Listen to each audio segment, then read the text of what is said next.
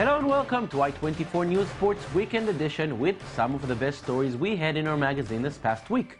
We begin with the World Rally Championship, and the German race was one of the most dramatic we have seen in years. Overall leader Sebastian Ogier crashed out. The man chasing him, Jari Latvala, soon followed, leaving the road open for Thierry Neuville to get the first win of his career, despite crashing as well. Samuel Calvo and Danny Zweibel with a story.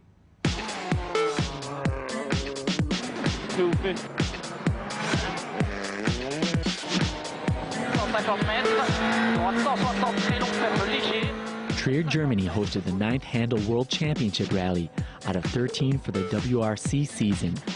Accidents and dropouts were common during this stage due to difficult weather conditions causing wet and muddy roads. 26-year-old Belgian Neuville won his first WRC race with Hyundai. It was the first win for the South Korean brand, whose motorsport department is based in Germany. And it wasn't only one win, it was a double, with Neuville's teammate Spanish Danny Sordo following just 40 seconds behind him. But not everything started off well for the Belgian, who suffered a big crash with his car flipping 6 times during the pre-race shakedown. Despite the damage the car suffered from the crash, his great team of mechanics were able to repair everything overnight and get right back on the track the next day. The race itself was full of surprises, with the 3 leaders Sebastian Ogier, Jari-Matti Latvala, and Chris Meek dropping out one after the other. The current leaders of the World Championship, French Ogier, had 2 accidents, one on Friday and another Saturday, forcing him to drop out. Finnish teammate Jari-Matti Latvala was then able to capture the lead, with a 56-second advantage over his competitors. Latvala held a comfortable lead and wasn't under any foreseeable pressure, but he made his mistakes during the first special. Going full speed, he lost control and drove off the road and into a vineyard. With Latvala out, Chris Meek and Team Citroën were the leaders, but only for a split second. In the next special, Meek hit a small wall. He was driving slowly, but his wheels fell off the car, forcing him to abandon too. Jump, middle over The Belgian had a strong performance, handing Hyundai a first-place gift during the company's first year racking in the rally. Neuville became only the 2nd Belgian racer to win a title at this level. The overall rankings have not changed, with 4 more races to go this season. Sebastian Ogier remains a heavy favorite for the drivers, and Volkswagen remains at the top for manufacturers. The next rally, Australia, on September 11th, with much different weather conditions. What a crazy win for Thierry Neuville. And now grab your surfboard, head to the beach, catch some waves, and let the fun begin. The big waves in Tahiti were the latest stop for the Surfing World Tour, and it was as crazy as you can think, and with a twist at the end, the big favorite losing in the final.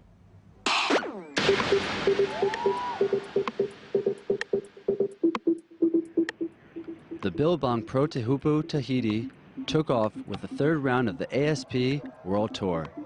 An event much anticipated by surfers, is very competitive with huge waves and dangerous reefs. After several calm days due to the weather, the competition came live again with big waves and barrels that were a force to be remembered for surfers. The 11-time world champion, American surfer Kelly Slater, was unbelievable with a near-perfect score. This was a real battle for 2 surfers as Slater knocked John Florence out of the semifinals with a score of 19.5. It's crazy. It's like a crazy high. I'm trying to quell it right now. Like just let it simmer.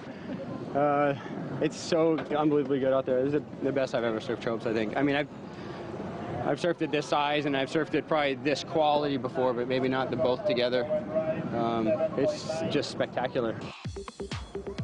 But despite Slater's extraordinary final half, Slater was beaten by Brazilian Gabriel Medina, who outscored him throughout the competition. The final day of the Billabong Pro Tahiti allowed surfers to ride perfect waves. With waves of 3 meters or more, the fans would witness huge wipeouts and suspense to make for a dramatic ending. With a tight score, Slater would fail to Medina after an impressive score of 18.96. Although he had the most spectacular wave, he trailed Medina throughout. Medina, though, has been incredible, giving the fans an exciting show. After winning the Quicksilver Pro Gold Coast and Billabong Real Pro, Medina would ultimately seduce the judges with precision and a wonderful surf. Thank you, everybody. I'm very happy now. I'm positive a lot of Brazilian people are watching it. I'm very happy to be here representing Brazil. I would like to send a hug to guys from Mauricia, my mother, and I have a lot of people to thank. But thanks a lot now, everybody, and I'm very happy now. Despite only being 20 years of age, the Brazilian can be proud of his fabulous success this season in 2014 as he is on track to dethrone King Slater. MMA, or mixed martial arts, was a sport almost unheard of in China, but now it's a discipline gaining more and more popularity, attracting young athletes. The lucky ones will make it to the national competition where the big money awaits on the way to make it out of a life of poverty. Some of China's top mixed martial arts fighters in a grueling training session. The sport, otherwise known as MMA, was unheard of in China just a decade ago. I didn't know MMA existed before. When I started fighting in the competition in 2006, I thought it was great fun because there were almost no restrictions.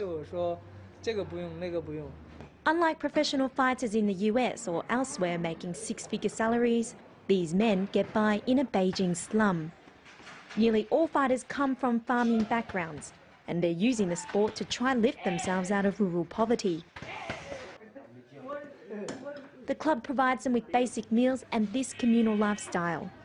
Although some have won competitions abroad, the fighters are unrecognised in the streets they call home. All champions once had to go through this. Some of them may have had it tougher than us. We're thankful we have food to eat. I think we're lucky. But for the victors, the future looks brighter. A host of local promoters have recently emerged to put on events across China, looking to cash in on a potentially huge market. Several hundred kilometres away in Zhoukou, thousands of fans pack a stadium to cheer on local MMA hero Yao Honggang. Tonight there's a prize of $10,000 for the most outstanding performance. From cornfields to the starlight, MMA has saved Yao from a life of low-paid work. He's relaxed ahead of the night's matchup against a Mongolian rival. Are you ready? Fight! An attempt at a knockout fails as his opponent slides free. But he tries his signature chokehold next, and in just 53 seconds claims victory.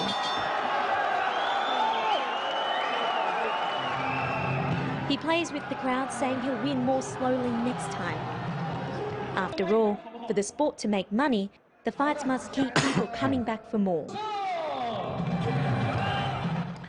Many athletes are plagued with short-term careers, some because of injuries, others because they may not be the stars of the team. But what happens when big football players want to revive their careers?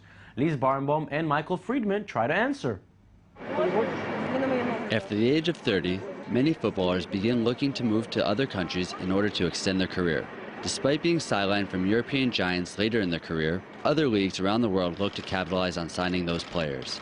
Second-class leagues such as the MLS in the United States, Turkey's Super League, as well as China's Super League are constantly looking to give players new challenges. At the age of 37, Thierry Henry still has a lot to offer. After an outstanding career playing for Juventus, Barcelona, and Arsenal, the striker has been a key player for the New York Red Bulls. David Villa and Frank Lampard were two of the biggest summer signings for the MLS with a move to the New York City Football Club. North America has attracted other footballers such as 31-year-old Jermaine Defoe, the former Tottenham star who signed for Toronto and scored 2 goals in his debut against Seattle. One of the biggest names in the MLS is David Beckham. The Englishman came to the Los Angeles Galaxy in 2007 and brought high hopes for the MLS. Beckham's goal to improve the league includes starting a new franchise in Miami, which will open in 2016.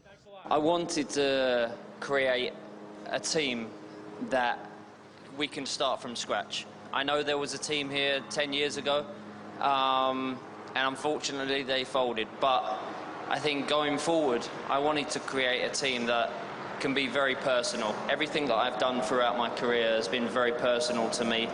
But the MLS is not the only league that has attracted older European footballers. China has been working to improve their league, and the Shanghai Shenhua Club has gathered several football stars. Didier Drogba left Chelsea in 2012 to play in the Chinese city, which was a challenge for the Ivorian striker. I know China is a great sports country, so for me it was also a big challenge. Despite the astonishing salary, Drogba says he did not make the choice for money. Really, I didn't come here with the idea of making a lot of money. I come here because it's a completely different challenge from what I've seen in Europe before, and that's the idea. Although he was an icon in China, he left the country after several months. Another Chelsea striker, Nicolas Anelka, was also convinced to make a move to Shanghai. I had other offers, but I preferred to come to Asia because I wanted to discover a new championship. This was another failure for the Chinese league as Anelka returned to Europe. Big-name players are not the only ones to make moves. World Cup winning coach Marcello Lippi brings joy to Guangzhou Evergrande, the Chinese champion and winner of the Asian Champions League. While Jean Tigana had a more difficult time after being appointed coach of Shanghai in 2011, he took charge with great enthusiasm. For me, it's an amazing experiment.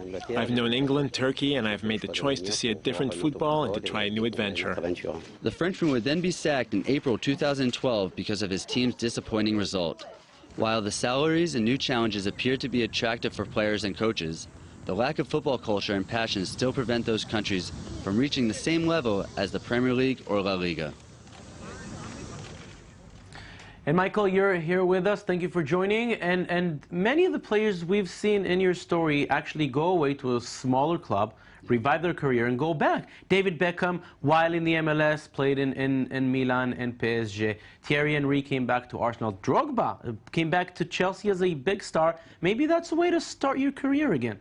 Yeah, I think for any player in any sport to be in the same team for many years, you can hit a static moment.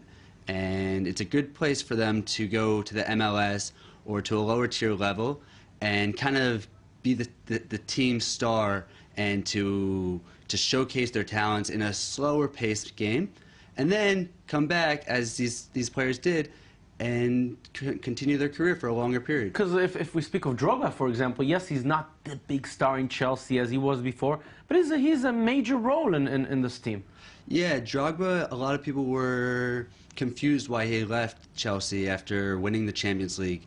He's an incredible athlete that has such strength, and people think that he had 2-3 more years in the Premier League. So for him to go to China, it was for personal reasons. He got everything he needed there and then came back, and now he's looking to improve Chelsea again and hopefully win more trophies. Now, of course, when we're speaking of smaller leagues, these are smaller leagues, but these are giant markets. The MLS, of course, in the US, China, which is a growing market, Australia, for example, where Alessandro Del Piero played.